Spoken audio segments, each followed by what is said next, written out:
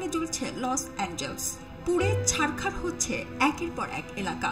আগুনের লেলিহান শিখায় জ্বলছে সবকিছু।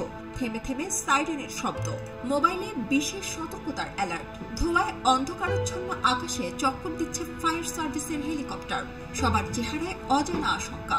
কোথায় যাবেন জানেন না অনেকে। এ চিত্র যুক্তরাষ্ট্রের ক্যালিফোর্নিয়া অঙ্গরাজ্যের লস অ্যাঞ্জেলস শহরের। ইতিহাসের সবচেয়ে ভয়াবহ দাবানলে পড়ছে শহরটি।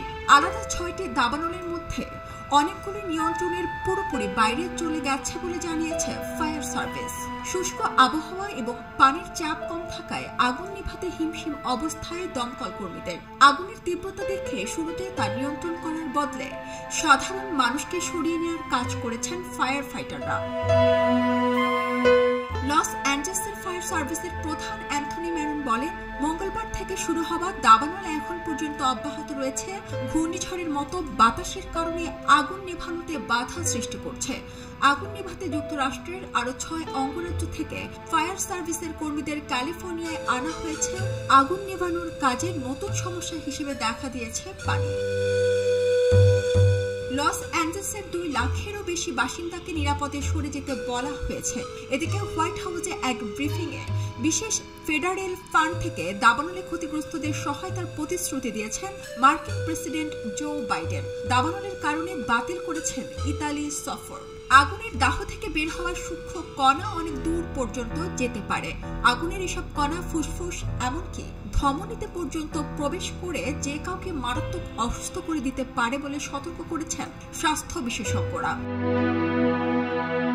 গত কয়েকদিনের তুলনায় বাতাসের গতিবেগ কম হওয়ায় আগুন নিয়ন্ত্রণ কিছুটা সহজ হবে বলে ধারণা দমকল কর্মীদের।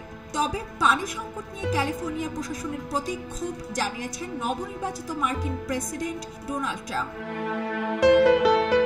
বিনোদন জগতের কেন্দ্র হিসেবে পরিচিত লস অ্যাঞ্জেলসে দাবানলের সূত্রপাত হয় গত মঙ্গলবার। বৃহস্পতিবার পর্যন্ত সেখানে 6টি আলাদা দাবানল সৃষ্টি হয়েছে।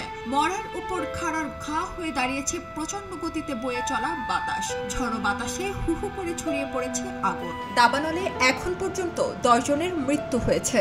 মুহূর্তের মধ্যে আগুনে পুড়ে মাটির সঙ্গে মিশে যাচ্ছে রাস্তার পাশে দাঁড়িয়ে থাকা বহুমূল্যের ঘর ও গাড়ি। এরই মধ্যে ক্ষতি হয়েছে $50 বিলিয়ন।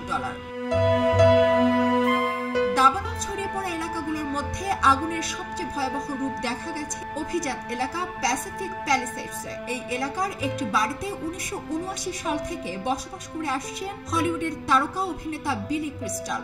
আগুনে সেটিও পুড়ে গেছে। আগুন ছড়িয়েছে হলিউড হিলসেও। সাধারণ মানুষের পাশাপাশি আগুনে ক্ষয়ক্ষতির শিকার হয়েছেন বিনোদন জগতের আরো অনেকেই। টেলিভিশনে নিজের বাড়ি আগুনে পুড়তে দেখেছেন অভিনেত্রী প্যারিস হিলটন। তিনি বলেন, আমার মন ভেঙে গেছে। আর অস্কার জয়ী অভিনেত্রী জেমি লি কার্টিস ইনস্টাগ্রামে লিখেছেন, আমার এলাকায় সম্ভবত আমার বাড়িতেও আগুন লেগেছে, আমাদের জন্য প্রার্থনা করবেন। আগুনে এখন পর্যন্ত লস অ্যাঞ্জেলসে প্রায় 2000 অবকাঠামো ধ্বংস হয়েছে। এর মধ্যে $100 কোটি বাড়িও রয়েছে। বিদ্যুৎ বিচ্ছিন্ন হয়ে পড়েছে অন্তত 3,11,000 বাড়িঘর ও ব্যবসা প্রতিষ্ঠান।